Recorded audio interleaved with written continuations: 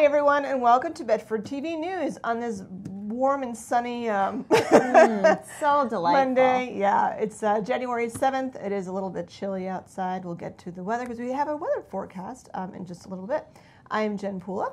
I am Dawn Kachupas.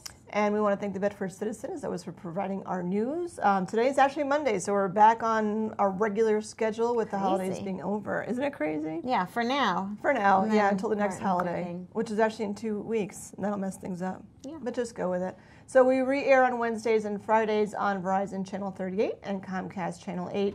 And you can always find us on YouTube at youtube.com/BedfordTVMA. Fun fact, today is National Bobblehead Day. Oh. It's a day to, rejoice in all things that are spring bobbleheaded I like how you things. expanded it. Well, I did some All-encompassing. research. There is Yes? a National Bobblehead Hall of Fame and Museum in Milwaukee, Wisconsin. It's actually pretty new. So they have the take a road largest trip. collection. Yeah. The largest The collection. largest collection of bobbleheads. Of unique bobbleheads, I hope. I hope it's not just Well, I one would assume they have a bobblehead. lot. Not just one big bobblehead. Although that would be cool. That would be cool. Right when you first walk in, there's just a really big bobblehead. Yeah, we'll have to see who has the biggest bobblehead. Yeah, but I don't think there were Oh no, there were bobbleheads in the 20s. Oh, the 20s. yeah, How do you know that? Because the bobbleheads were invented over 100 years ago. Oh, wow. Why am I speaking of the 1920s? Because if you enjoy the 1920s, you should come to a party. You can celebrate the fun at the Bedford Education Foundation's Roaring 20s Casino Night at 7 p.m. on Saturday, February 2nd in the ballroom at Burlington Hilton Garden Inn. If you've ever attended a BEF bash, you know how much fun you're going to have. This year, we are seeking a limited number of sponsors for their 10 casino tables. These are offered exclusively Oh my God! to That's Bedford. me! Where did you dig that one up? Oh, that's a riot. I'm sorry, I didn't mean to interrupt. Oh, look at those 20s ladies. Wow, that is a very specific kind of clothing. That was in my Motley Crue days. But go ahead.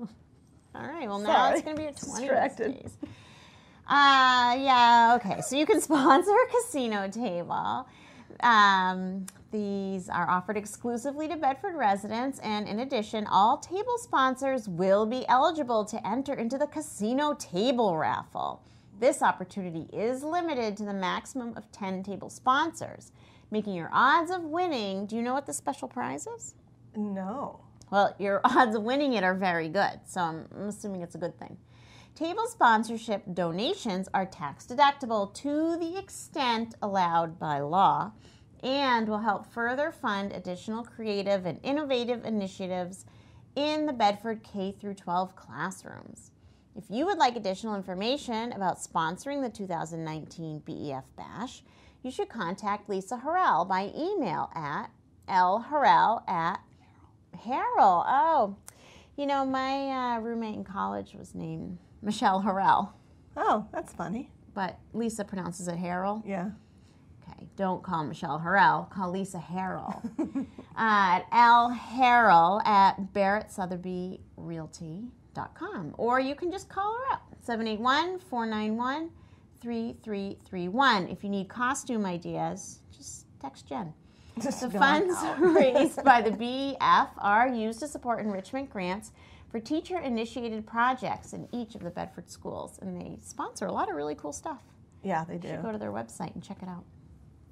Yeah, that was a fun time. So I painted my face blue the one year, then I painted my hair blue, and then it was really blue, and then we had to do black, and I was very thankful that Nathaniel was good with You're hair committed. color. I was very committed. You I even had are tattoos on my committed. fingers, not real ones. You don't have to color your hair this year, though, or your face. No, I would have to think From about. the 20s. Yeah, Yeah. we'll see. Okay. So a little switching gears here. The Town Caucus is coming up. Bedford's Town Caucus is scheduled for tomorrow, January 8th, from 7 to 9 p.m. in the Richard Reed Meeting Room at Town Hall, which is 10 Mudge Way. It's the brick building. The following individuals are expected to stand for election at Tuesday's Town Caucus. For the assessor, hold on. Is it R. Bruce Murphy? Yeah. Am I reading that right? Okay, R. Bruce Murphy, who's the incumbent for a 3-year term. For the Board of Health, Beatrice Brunkhorst, who's the incumbent, for a 3-year term. For Housing Authority, there's 1 vacancy for a 5-year term. For Library Trustees, Elizabeth Hakala, who's the incumbent, Abigail Hafer, and 1 vacancy for a 3-year term. For Moderator, Kathy Cordes, who is also the incumbent for a 3-year term. Planning Board is Mark Siegenthaler, who is the incumbent for a 1-year term. Planning Board is Sean Hannigan, incumbent, and Amy Lloyd, also an incumbent, for 3-year terms. The Regional School Committee has 1 vacancy for a 3-year term. For School Committee, Joanne Santiago, who is an incumbent, and 1 vacancy for a 3-year term. For Selectmen, William Moonen, incumbent, and Emily Mitchell for 3-year terms. The following committee members are retiring when their terms end in 2019. What do we say here in America? Sorry, I got distracted with that hair thing. For Library Trustee, Emily Mitchell, because she's retiring to run for Selectmen. For School Committee, Mr. Michael McAllister, and for Selectmen, we say farewell to Caroline Fideli. There are 2 ways for candidates to secure a place on Bedford's town election ballot, in case you're interested in running, Ms. Kuchibis. 1 on Tuesday's caucus. 2 caucus nominees may be named for each vacancy should more than 1 person come forward to vie for the position. Or 2 nomination papers. Potential candidates may also secure nomination papers available at the town clerk's office, which is also at 10 Mudge Way. Wait, 10? Is that what it is? The Brick Building.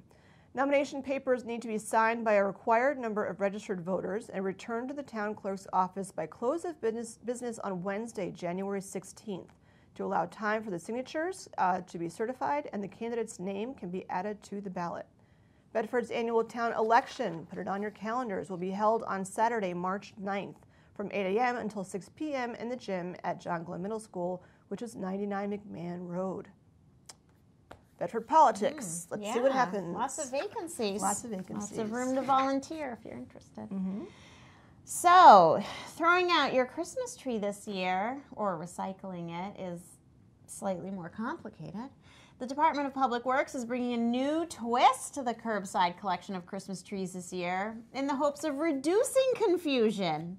So fun regarding what day Republic services will be in your neighborhood. Curbside collection of Christmas trees will start tomorrow, Tuesday, January 8th. Depending on what voting precinct you reside in will determine what day your tree will be removed. If you don't know which precinct you're in, I don't know how that would be possible, you can go to the town's homepage at www.bedfordma.gov and click on the link titled GIS and Town Maps. Then just simply scroll down to the link Voting Precinct Map. So now that you've done that, here's the schedule. Tomorrow, Tuesday, Precinct 4. Wednesday, January 9th, Precinct 3. Thursday, January 10th, Precinct 2. And Friday, January 11th, Precinct 1. Like in backwards order. Yeah, you did them in reverse order. Before putting your Christmas tree on the curb, take the time to remove the ornaments, the tinsel, the lights, plastic bags. Don't put it in a bag. It's not necessary. And any other objects, like fabric from Santa's tush or something. Decorate your tree with plastic bags. Oh, that would be so special. And who uses tinsel anymore? Tinsel. Who uses tinsel anymore? It's so festive. And the way that catches the light and the breeze. Mom always did. She's asking. We're asking for residents' cooperation to make sure to remove anything from the tree that wasn't on it when you first brought it in your home, said Ed McGrath, Bedford's recycling coordinator. Trees in plastic bags will not be removed. And trees still adorned with ornaments, lights, or other decorations will be left at the curb. Have you ever seen a tree put out fully decorated? I kind of just want to do that just to see them drive by and then just see a bunch of kids like crying or something. The trees will be brought to 108 Carlisle Road where they will be chipped and added to the wood chip pile. If your tree isn't picked up by Friday afternoon, January 11th, call the DPW, McGrath said. We've scheduled another collection day on Wednesday, January 16th. No word on which precinct they will be picking up on the 16th. I did pull up the map, and it's actually kind of a pretty map. It is pretty. And nobody I'm in the can green see it. section. Oh, you can sort of see it. See, it's like color coordinated. So you've got Precinct 1, which is up Winterberry Way, Davis Road, Coachman Lane. It's pretty cool. Precinct 2. I don't need to go through A lot all of the streets. Just look it up online. We have a very short broadcast, as you can see. So I could really. Wow. Look at that. 3 things. And we're already on the 3rd. Okay, so that's the garden club. Speaking garden of club. trees, or things that are smaller than Speaking trees. of organic things. The Bedford Garden Club invites the public to a workshop to create their own live floral arrangement, yes. which will be tomorrow, January 8th from 9:30 to 11 o'clock a.m. Led by Gladys Troan, she will direct the fun and guide you through the process. Each attendee will be given a container, plus all the materials to create their own bouquet and add a bright spot to their table. For more information, you can visit bedfordgardenclub.org. Wait, there's 4 things. Yeah, are we talking about the Town Caucus again? Sure. Nomination at Bedford's Town Caucus is one of the ways candidates can get their names on the ballot to run for office in the town election in March 2019. Candidates selected during the caucus will be listed as a caucus nominee on the ballot. How special. Under caucus rules, up to 2 candidates can be nominated for each open position. A second path to the ballot, as Jen said, is for a candidate to take out nomination papers from the town clerk and collect a minimum of 50 signatures from registered voters. Town Caucus is scheduled for tomorrow, January 8th, in the Richard Reed Meeting Room at Town Hall from 7 to 9 p.m. This is breaking news because this was not on the news that I originally read. Bedford TV is hiring. Do you want to work with me? Bedford TV is hiring, aren't I? Yeah. We're looking for an outgoing individual with a knack for social media to join our award-winning team of nonprofit professionals as our new digital marketing and outreach specialist. Creative writing and digital design experiences are a plus. We highly, highly encourage Bedford residents or individuals who are familiar with the town to apply. So you can email us at info@bedford.tv with any questions you may have and visit bedford.tv to view the job posting. So tell your friends because we have an opening. How exciting. I was just seeing if I could figure this map out. You're still stuck on that. Well, it's very See how interesting. much fun we have here. That map's really... I don't need the paper anymore. Okay. There's a monthly trail walk on Saturday. The Bedford Trails Committee is hosting their free monthly trail walk on Saturday, January 12th. Walkers will meet at 9:45 a.m. at the parking lot behind the Bedford Free Public Library. Walkers may also meet at the trailhead on Hartwell Road, where the group will leave at 10:10 a.m. sharp. This month, they are exploring the Hartwell Town Forest. It's a lovely town forest. This wooded town land is crisscrossed by trails. The front half of the forest is dry and easily navigated. The back half is very wet. Please wear comfortable boots that can handle wet, ice, or snow. If there is sufficient snow, which we'll find out in a minute, then snowshoes may be required. Children and dogs are welcome. No longer is their behavior level specified. So apparently naughty children and naughty dogs are now allowed. The group will walk in rain, snow, or shine, and the walk will last about 2 hours or less. That's kind of an inside joke for our loyal viewers, you Yes, know? yes, So if you don't know that's what we're good. talking about and want to be in the loop, you'll just have to go probably back to this date, like a year or 2 ago, maybe 3, you know? Yeah, that's good. Yeah. I like how you're really encouraging more Viewership. viewership by saying there's Bedford.tv. inside jokes, so pay attention. You don't want to miss anything. No, it's funny. Because honestly, I think I remember reading that story when you first started the news in 2014.